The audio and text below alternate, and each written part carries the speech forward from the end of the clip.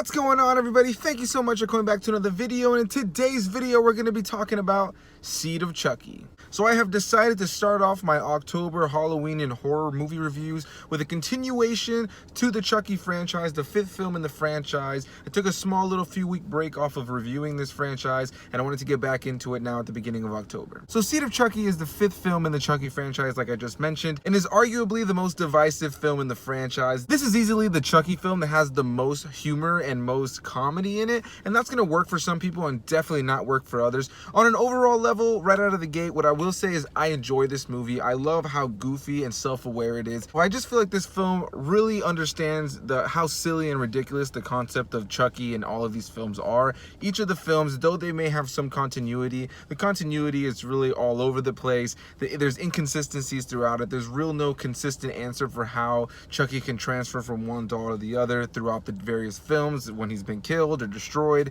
It's just all kind of over the top and really silly and ridiculous. And if you've watched my reviews for this franchise thus far, you know that I really just love how ridiculous these films are. They know what they are, especially the later they get into the franchise. And I feel like Seed of Chucky is the perfect example of them really just going balls to the wall with this premise, these characters, and this whole situation. So without getting too deep into spoilers, which may be a little bit difficult because I got to set up this film, if you've seen the last film, Bride of Chucky, at the very end, spoilers for that film, Tiffany, the bride of Chucky, ends up giving birth to some sort of demon creature doll, and the film ends right then and there.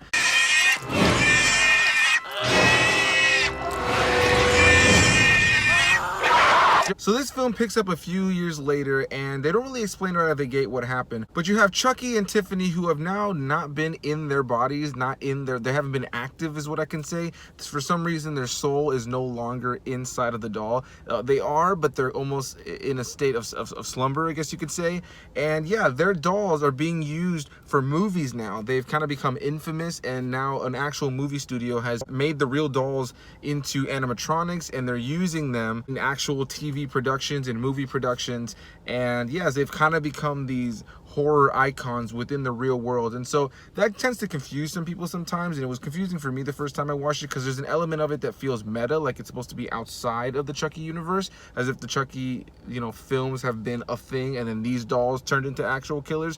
However, it does continue from the narrative from the first film, so I've always been more on the side of seeing this film as an actual continuation to Bride of Chucky and the films before that, and that Seed of Chucky just kind of plays with these meta elements throughout it. So not long into the film, we end up meeting Chucky and Tiffany's child, and it's definitely a unique and very interesting and easily the weirdest character in this entire franchise. A character that would not appear in any of the other sequels, which is a bit of a bummer, even though there's only 2 more after this. This is easily the weirdest and most unique and just what the hell kind of character that they could ever add to this franchise. I don't know much about myself.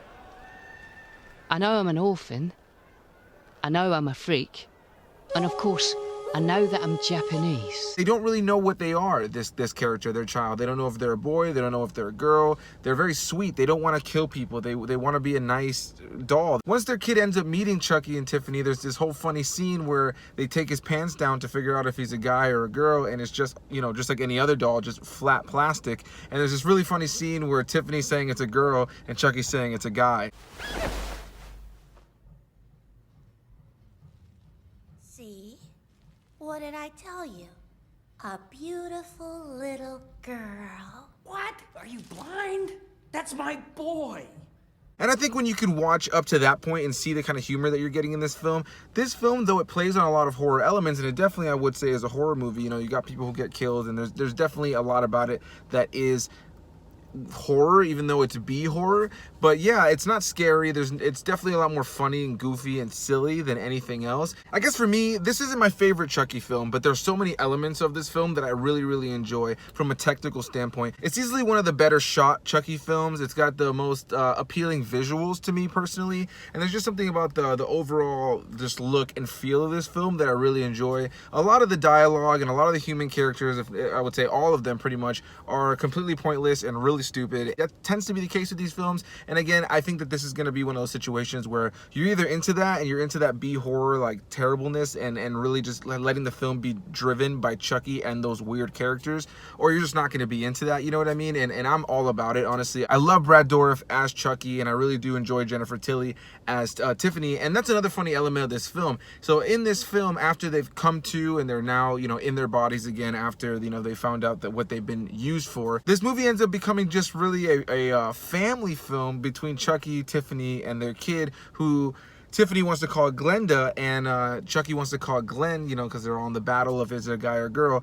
And yeah, that's such an interesting character. The turnout of Glenda is very, very interesting. If you've seen this film, I won't spoil it or really say anything if you guys decide to check this movie out. But on an overall level, I really enjoy this film. I think it's really wacky, stupid, and it's just, you have to see it for what it is and the vision that the director had with this film. It's not trying to be anything incredible or anything different than really what it is. It's really just trying to be the wackiest and craziest film in this franchise, and I think it succeeds in that.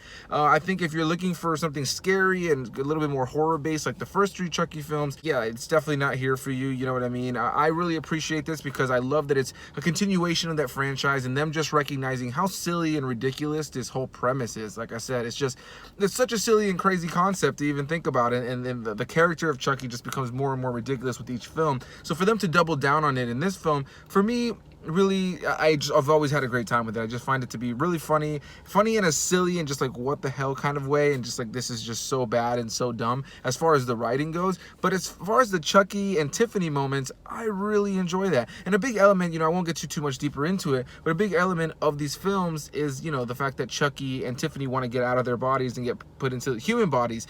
And in this film, what's funny is that, you know, again, they're trying to do the same concept, trying to get their bodies into different people's bodies. But this time, one of the people that they're trying to get their souls inside of is actually Jennifer Tilly, who is the voice of Tiffany. So it's funny because Jennifer Tilly plays Tiffany as a human in Bride of Chucky, then becomes the doll, and then in this film, Jennifer Tilly is actually there in real life. That is the same actress, and now Tiffany wants to be put inside of Jennifer Tilly. You know, she sees them as obviously two different people. So that's the funny like meta element of this film, and stuff like that's either gonna work for you, or just 100% not gonna work for you.